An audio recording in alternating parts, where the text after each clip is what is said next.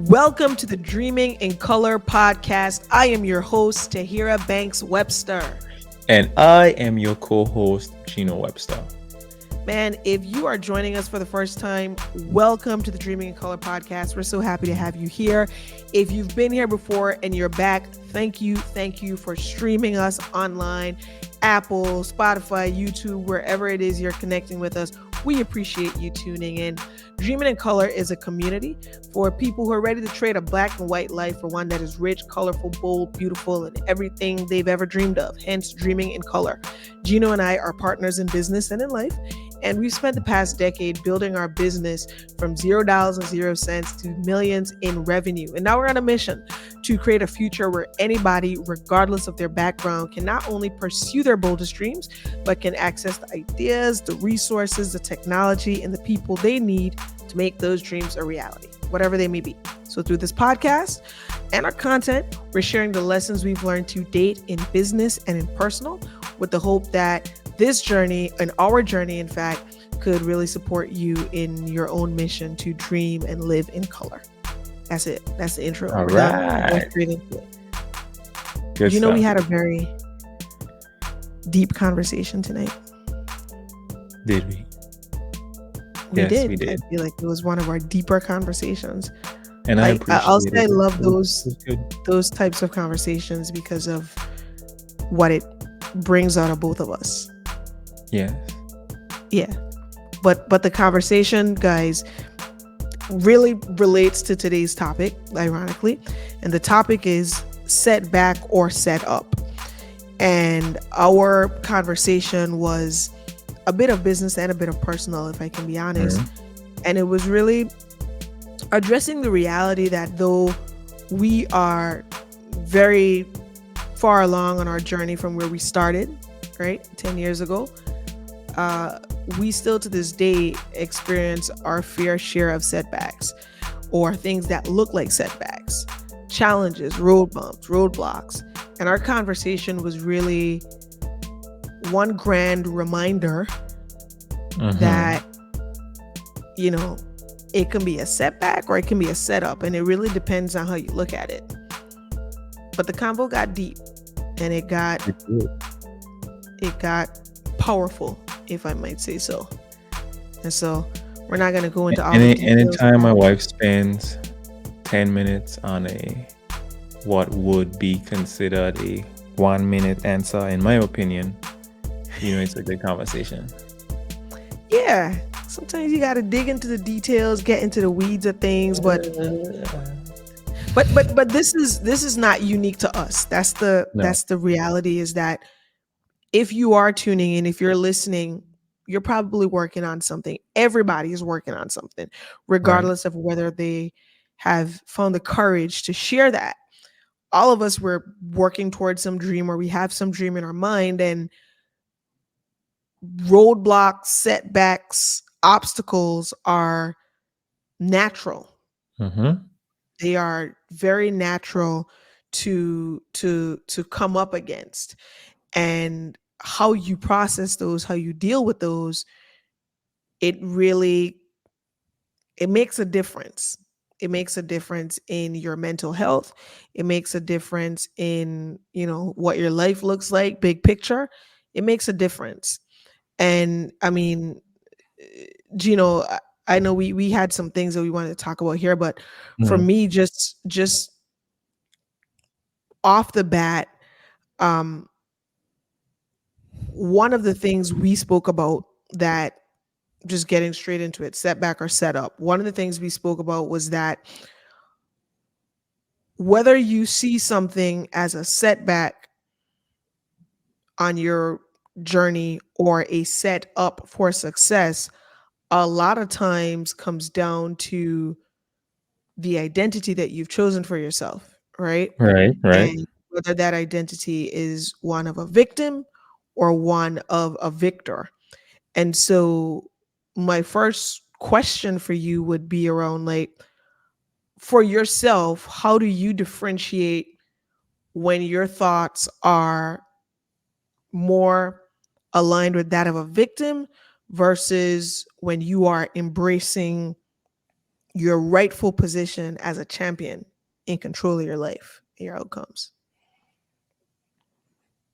Good question. Good question. Um, I'd say, who are you? Are you a loser? Are you a winner? I mean, it was tough having that conversation tonight because I'm not usually like that. But for context, guys, doubt seeped in just a little bit, just a little bit. And my wife, whenever she sees the face, there's a certain face. She's like, "What's wrong?" And she's gonna not let it go until I tell her what's wrong. But yeah, so we were having a conversation, and this was part of the discussion, and how I like the way in which you can differentiate between the two is victims give up Mhm. all power to control their life. So, for example, because this was happening to me, like you have to understand that it's not happening to you, right? It's life is happening for you. And I think how you differentiate between the two is that um, a victim will, it comes across as like a pity party. Oh, poor me. It's not my fault. Everything that's happening to me is someone else's fault. And what a champion does is that a champion would always assume responsibility and be accountable for the role they play in that. And they choose that because by not doing that, you give up all the power to control that aspect of your life. So, what I would say is that champions embrace the setback, right? They embrace the setback, and by embracing it, they can control it. And victims, they just use it as an excuse for another reason why something is wrong in their life. Yeah. Yeah. I'm 110% on board with that. And you see it show up in people's language all the time, and Yep, that's and true. that's why it's so important to check yourself. One of my favorite books was I think it's Conversations You Have with Yourself. It's something of that nature. But the book was just talking about like Right, the things that people say to you, about you, whatever, like those have so little bearing on your life as compared to the things you say to yourself, the right, conversations you have with yourself. And those conversations really dictate the identity that you will default to, you know? right, So, as an example, if the conversations you're having with yourself are those of blaming others, those of looking at a circumstance and kind of feeling like you've been taken advantage of, if your default is to look externally for a problem, the real conversation that you're having with yourself is that I don't have control over my right, life. I don't have power. Everything external can dictate my outcomes, as opposed to if it is that when you experience a setback, you're looking at yourself, you're looking within, you're looking at, well, hey, this didn't go so well, or what I'm feeling right now, it doesn't feel good. But how do I think about this? Like, what's my role in this? What? How can I make this? How can I improve my situation? And for me personally, it's exactly what you said. I'm a bit of a control freak sometimes. a So bit, a bit, just a bit, so just a bit. so for me, it has always been, I can't give my power to somebody else or some other situation. And so I prefer to look at it as a setup, not a setback. Something has happened. It's not a setback. It's a setup. Like, what is God trying to teach me in this moment? Right. And just for some context, guys, when I first met Tahira, like she's extremely big on just being overly optimistic. God, it's annoying at times, but you gotta have that, right? And um from the moment I met her, like just the things you say to yourself, the things that you speak or say out in the universe, right? That you put out Mhm. there in the universe, it's so powerful. The things you think about, um, a lot of it rubbed off on me. So, with that said, sweetheart, I have a question here for you. Can you Okay. share a personal setback that you have experienced and how it ultimately became a setup or something better? Yeah, I've had a lot of those in my life. In fact, like the way I've chosen to look at life in general is that everything that happens in my life is for my benefit. It is to my Mhm. benefit. It is Right, not to my detriment. Every right, single situation that happens, whether it's good or bad, like even like for example, the loss of Sil. You know, Sil's my best friend, and that was the most devastating thing that I had ever experienced up to that point. And like in the moment, it wasn't easy to look at it like that. You know, I've hmm, trained myself over the years, but even now reflecting, I wish he was here. But for me personally as an hmm, individual, I feel like, you know, there was a lesson that God needed me to learn in losing someone that I love so deeply. And that lesson was that, you know, you got to appreciate the people that you love. Tell them you love them. You know, you got to you got to show up for the people that you love. But for me, a setback that could have been a setback, an experience that could have been a setback, but set me up for something better, I think, was when I would have launched one of my first businesses. I've hmm, talked about it on here before, I think, where, you know, it was this recording studio in school, and it was a disaster. It was destined to fail from the outset, right? And fail, it failed. And not only did that fail, but I failed. I failed school. I was doing terribly. But what that experience, while in the moment it looked like a setback, it set me up to be the type of entrepreneur I am today. It gave me resilience. It taught me that you can make a mistake and you could correct it. You know what I'm saying? You right, can exactly. something to Yep. learn in this. It taught me how to choose business partners better. You know, it taught me how to that I shouldn't Be just a bit more launch a discerning. business.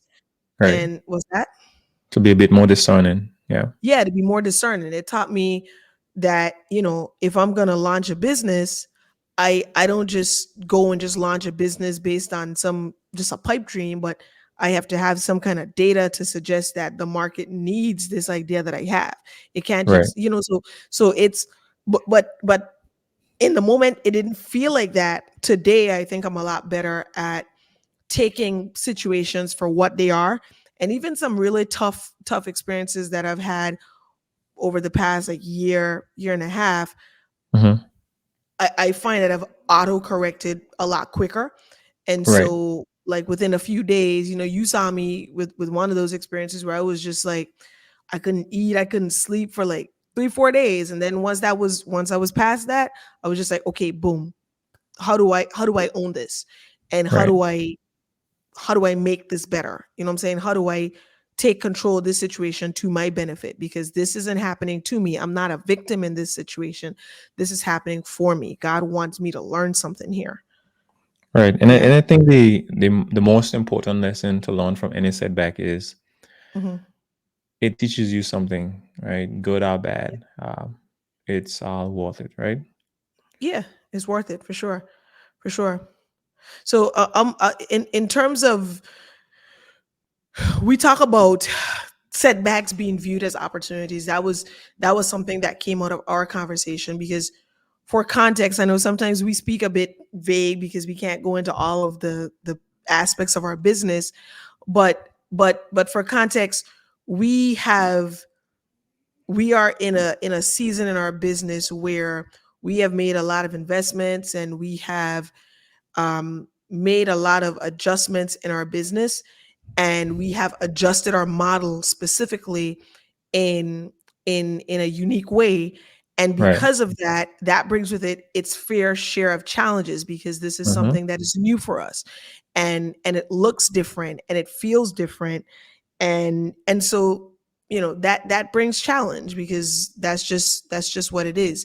And so what we were speaking about, Gino, is that we have to look at setbacks as opportunities for growth and development. And I personally feel like your entire since I met you, every Mm-hmm. setback, I mean, even when we're launching a product, you experience setbacks, and I see how that grows you as an engineer, as a designer, etc. So, Right. you know, thoughts on that? Right. Well, what I would say, guys, everything is a muscle. You go to the gym, you work out your chest, your arms, your glutes, whatever. It Mhm, grows them over time. They get stronger. mhm. Um, with every setback that we face, especially in business and some personal as well, um, you have to get to a point where you understand that, hey, this is just because that's part of the conversation that we had. It's about training the muscle and how you look at things. Mm. It's and to be honest, it's kind of weak and pathetic to think about. like I mean, but that's just our nature. We don't like we if you're a winner, you know you're a winner. And granted, you have your moments of weakness, but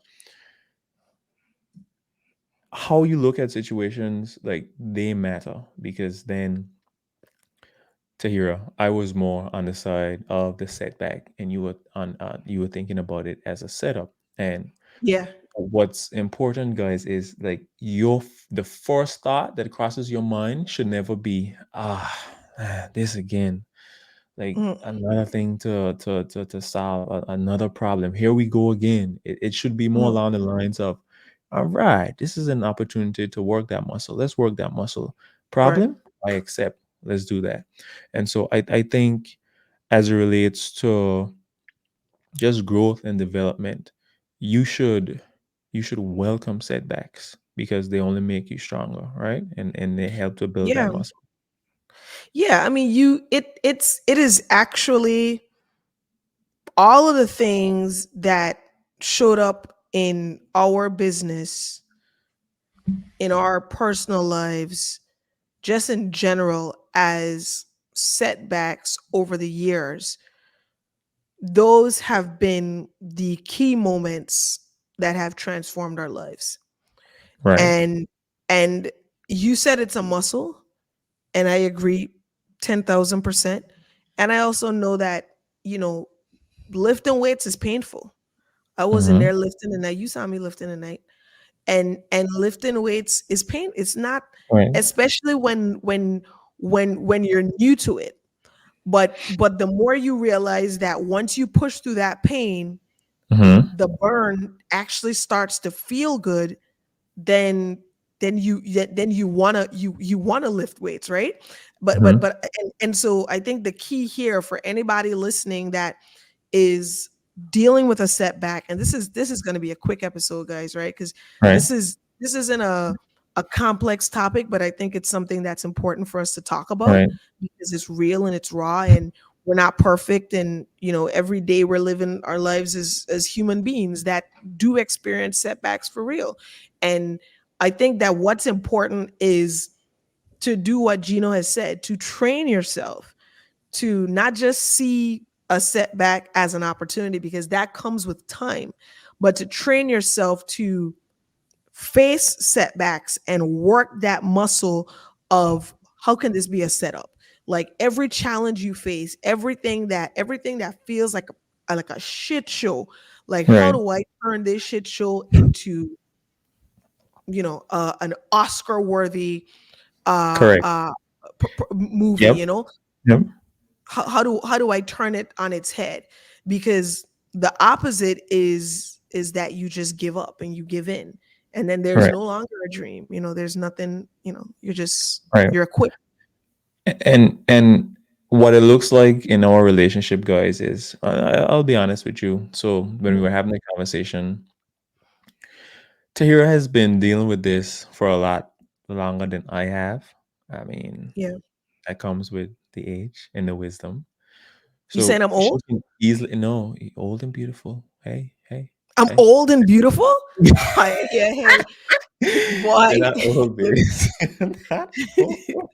Go ahead, go I'm just ahead. messing, but you have been dealing with this for a while. Mhm, I wouldn't say I'm new to the game, but you have a bit more experience on your card as it relates to mhm, matters of, as it relates to stuff like this. mhm, And I'll give you the perfect example, guys. Somebody did something. They did me wrong, but I chose to look at it in the way of a victim. I'm like, beep you, beep that forever, whatever. mhm, But my lovely wife, she just mhm. she scooped in, and what did you say? You said that, hey, It's practice. right, it's practice. I was like, what do you mean it's practice? It don't feel like practice right now. You say But I'm talking shit. it depends. Like, so we want a lot of out of life, right? Mhm, We want a lot. And when you think about something we spoke about was just putting things into perspective. Like, all right, mhm, so we know that I've always told you that we are like a speck. You, me, everybody else is a mhm, speck in this universe. mhm, And we want to do something with our lives, right?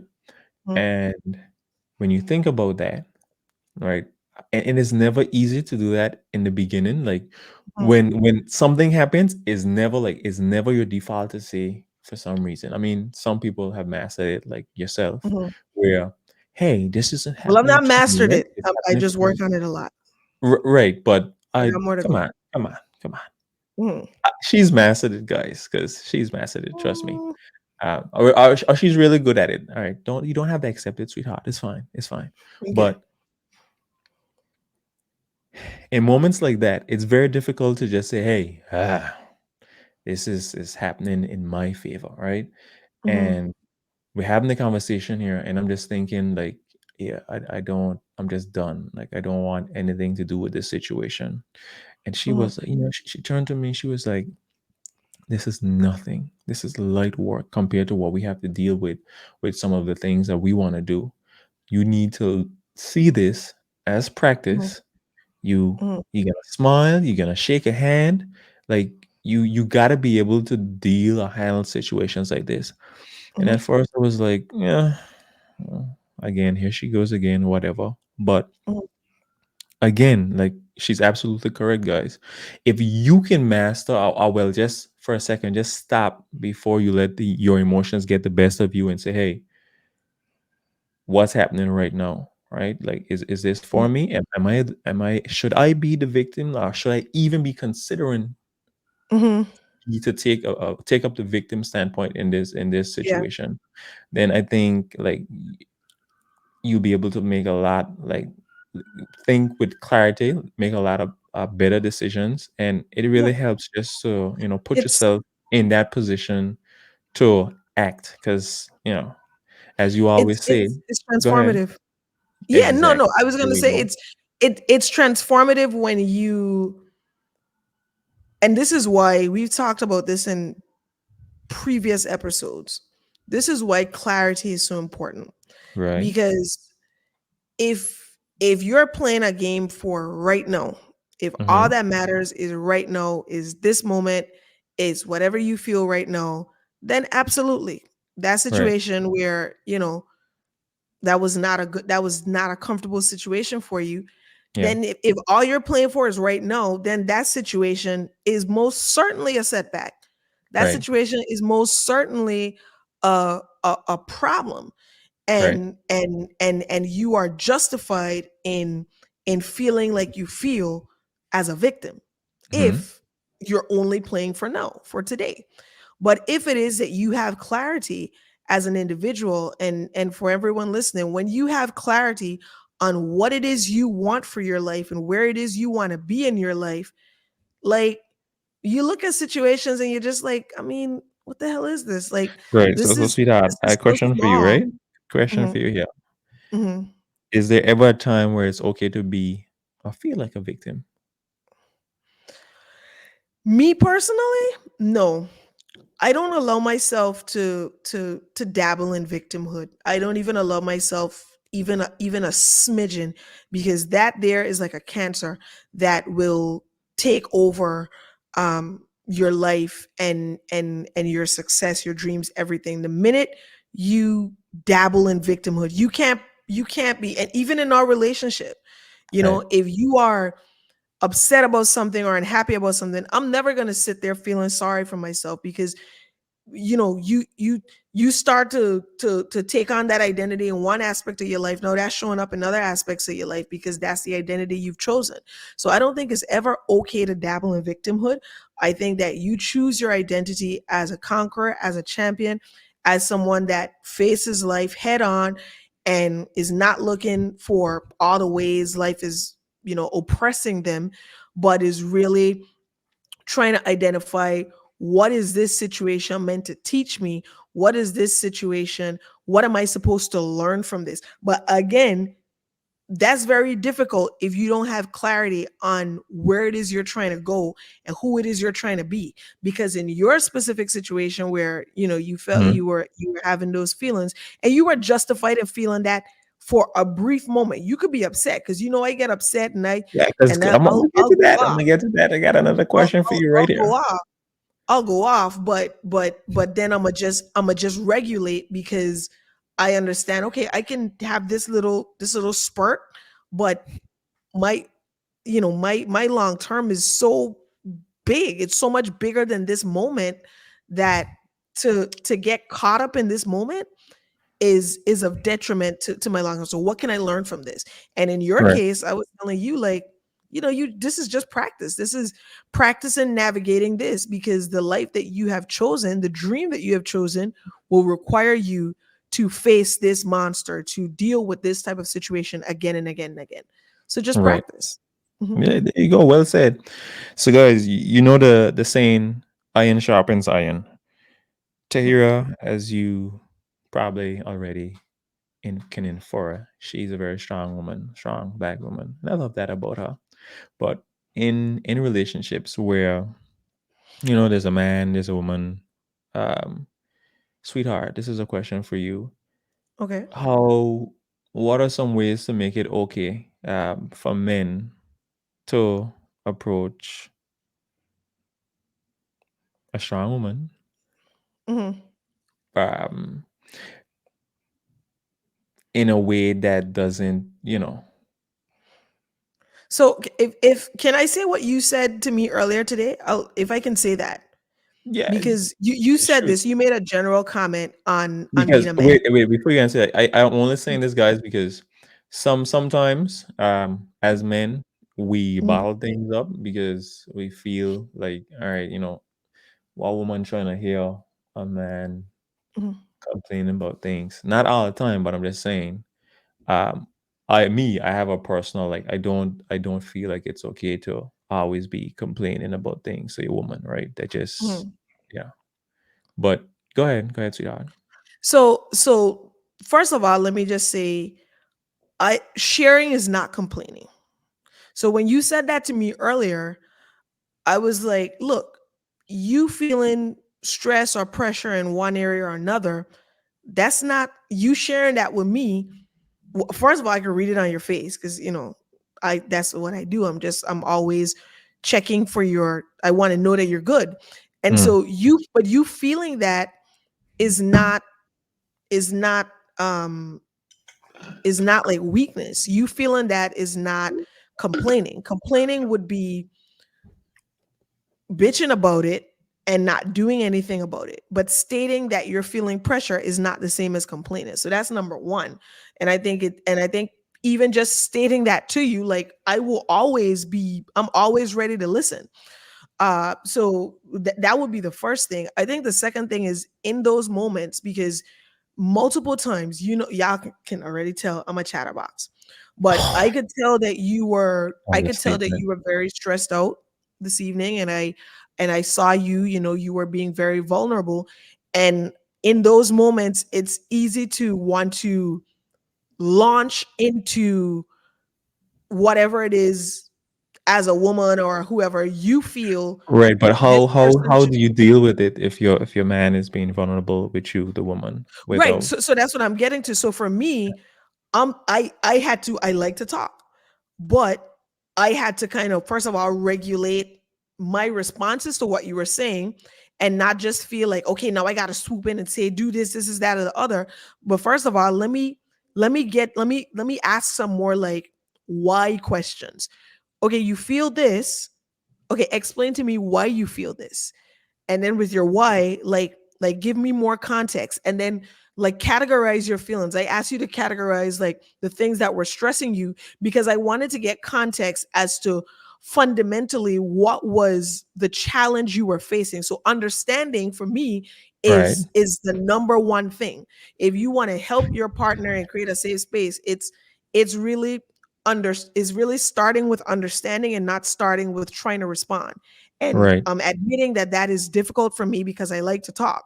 yeah, But right. So, but guys, asking questions. the reason why I asked this question is because I kind of want to just start the ball rolling on how to address and outline strategies to overcome setbacks, and Mhm, on both sides, of the field. As a mhm, man, it could be tough sometimes to want to, mhm, there's always ego involved. There's mhm, you want to be macho, whatever it is. But mhm, I've felt that it's just some things I don't just come to you with just because mhm. But um, there is a way to address setbacks. And as Tahirah shared, the what seems to be a key point here is that you need to get to the root of the problem, and the way you do that is you ask a lot of questions. And as she Yeah. actually asked the questions, I became a lot more comfortable, and she became a lot more comfortable and was like, "Uh-huh, okay, so I get it." So go ahead. And let What are me some just other say, I'm strategies not you'd want to share, sweetheart? other strategies. Okay, so first of all, let me just clarify. I'm not just asking questions to be like pestering.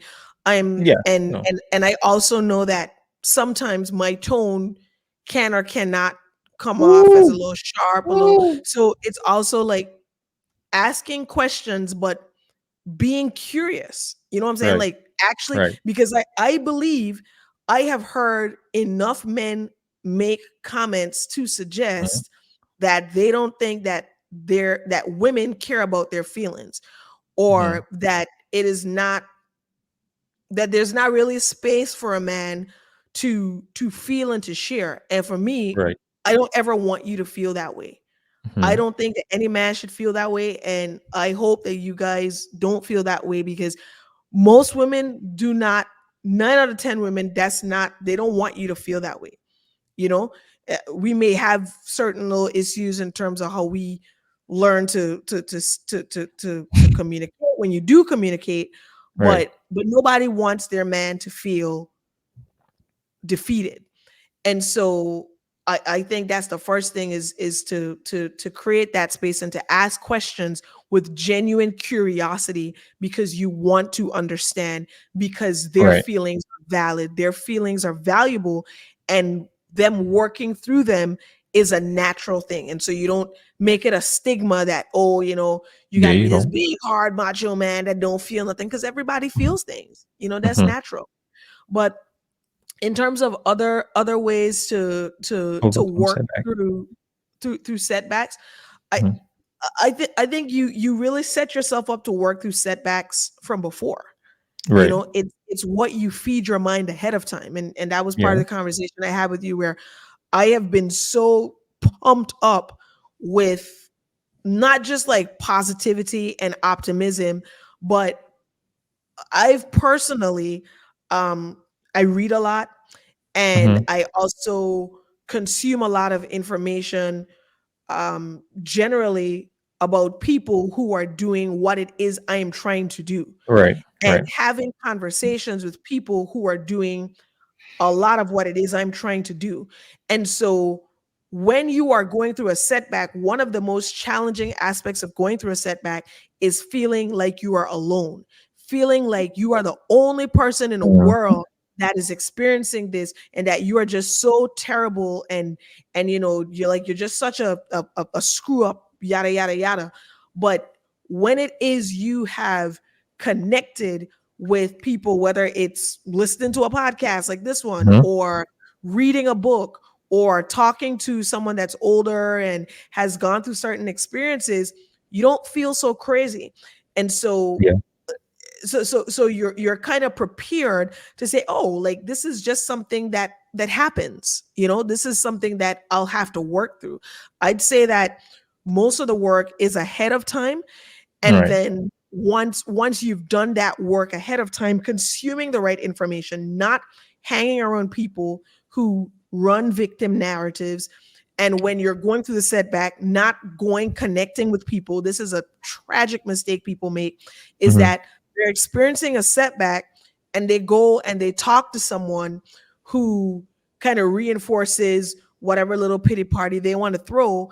And so now we're all at a pity party together, on our way to failure, as opposed to saying, hey man, like, let me go talk to someone that's going to have a really tough conversation with me, and give me the real, and talk to me about what I need to do to own my outcomes. Right. That matters.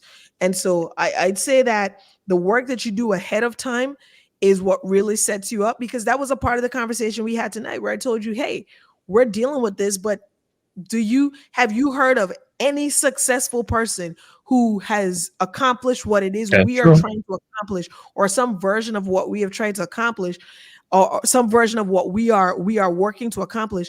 Mhm. Have you heard of any successful person just talk about No. just whisking their way to success? Like, nobody does No. that. it's Yeah. it's a shit show all along the way. And so once you're prepared for the shit show, then you'll get in your kayak, and you'll paddle through, and you'll have a fun ride. Mm, You make it a I ride. agree. And to add to that, I'd say I haven't been the best at doing that, where Mhm, I know what it is I want for my life, and instead of saying, "Hey, this isn't it, right? This isn't my goal," mhm, because if I understand my purpose, my life's purpose, mhm. once I get that, then everything else just seems very trivial. You know what I mean? Yeah. But um, so I mean, I mentioned that earlier, but I think it's really important to, again, just stop and think about it, because in a moment, whew, those emotions take over. It may not feel like that, but you gotta always be aligned with self and those goals, and Mhm, then it's very easy to then put whatever challenge you face in a box. Setback or mhm, setup. mhm.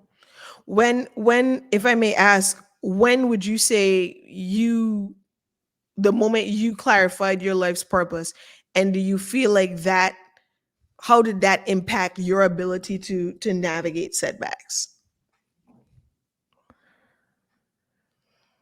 Well,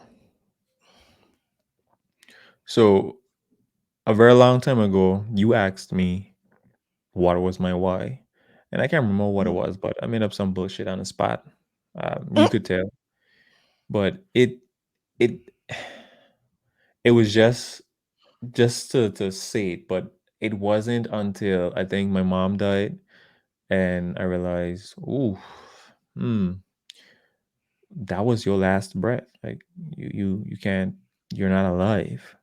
Mhm. And when I think about, and then that was one part of it, and then I think we were watching something, and One a of lot your of people Pokemon died. anime things.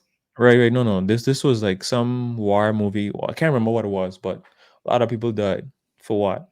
And then again, I was watching He-Man, and the Mm, villain, he was explaining something, and he just showed how, like, just very small we are in the grand scheme of everything.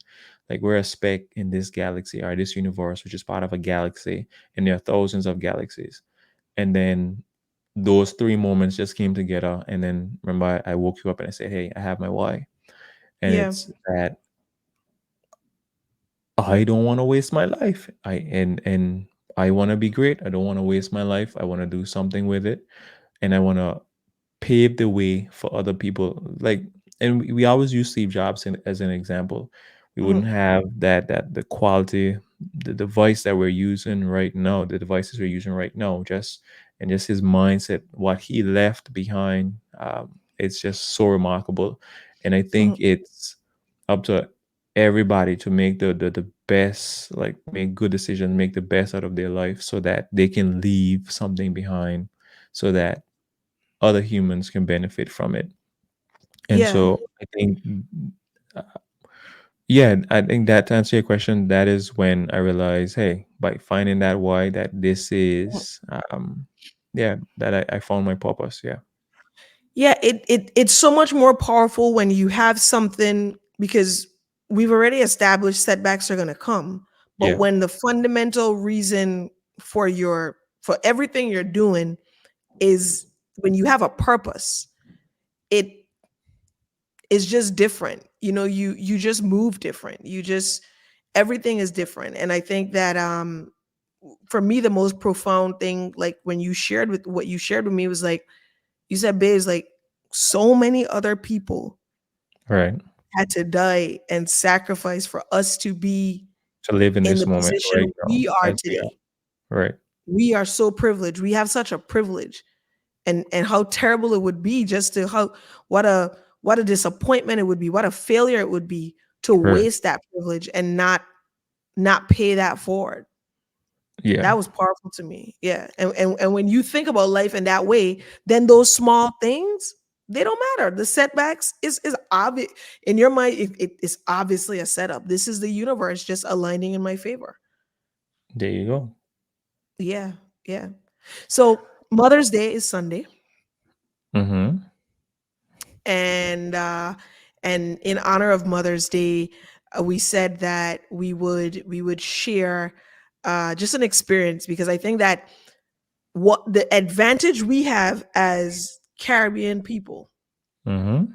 young Caribbean man and woman, is that we have been raised by Caribbean mothers.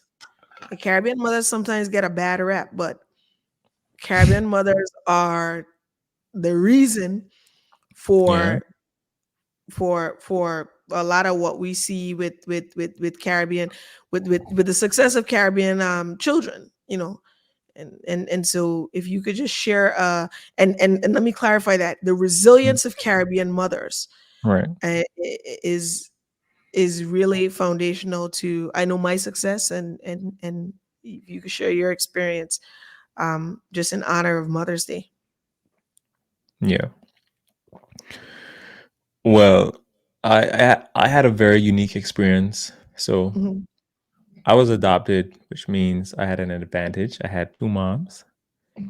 and growing up in both households, I had a very unique perspective on life. One Hmm. mom was more strict than the other, Hmm. and talking about strict, but a- growing up, it always feels like a setback because you're young, you're naive, Hmm.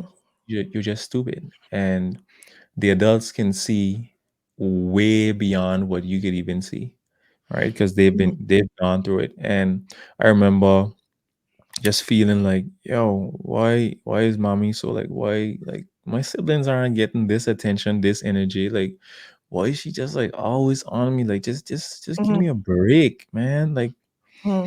it's always no, and you got to do this, hit them books. Hmm. But in that moment, I mean, just the overbearing, the unwavering, just feeling of just you just have to be great, like with everything you do. I just remember one time I was sleeping, I opened up my eyes, she's sitting there and she's just in the chair, and she was just like, you gonna clean up this room, and you can clean up this room right now, and I'm not leaving from here until it's spotless. Teeth ain't brush, just, you're dealing with your stuff, and she just there, and you gotta clean up your room, and you and gotta and do and this. when you were younger, you thought that was a It setback. was You thought extra. That's what it she was was. holding you down. Extra setback. Just hold me up. Like, I just let me be. Like, it's the weekend. I just want to rest, and everything. It just felt like setback after setback in terms of just being. on my case all the time. Mhm. And Mhm. hey, I thank her for it every day because I thank her too. Praise be. let me tell you where I am today. Just like and you know what's the sad part in all of this? When we do get kids, I will raise them in the exact same way. I will do the exact same That's not the things. sad part. That's the great part about it. No, I know sad because back then you weren't thinking about well, it is a great part. You're right, but I would never, ever, ever would have believed that this is what I would be thinking about, or like how I would want to do it. I so what seemed to be a setback for me at that time Mhm. actually turned out to be a setup for a great life, For I would success, say. yeah. I mean, and that attention to detail, that excellence, that does that belief that you have to do things right, that Yeah. is built, that is baked into you. You do things well. You don't take shortcuts.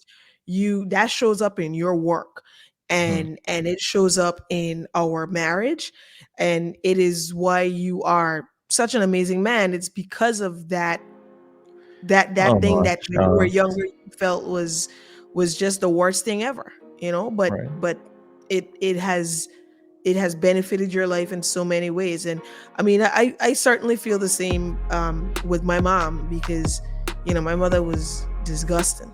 She's still disgusting sometimes, but the obsession with my mother can't even play the piano. I think she could play Mary Had a Little Lamb, but I remember one time I had to play the piano and I was just playing, and I was playing and singing, and she was like, "You're not playing with any life. You have to put life." And so I was like, "You can't play this."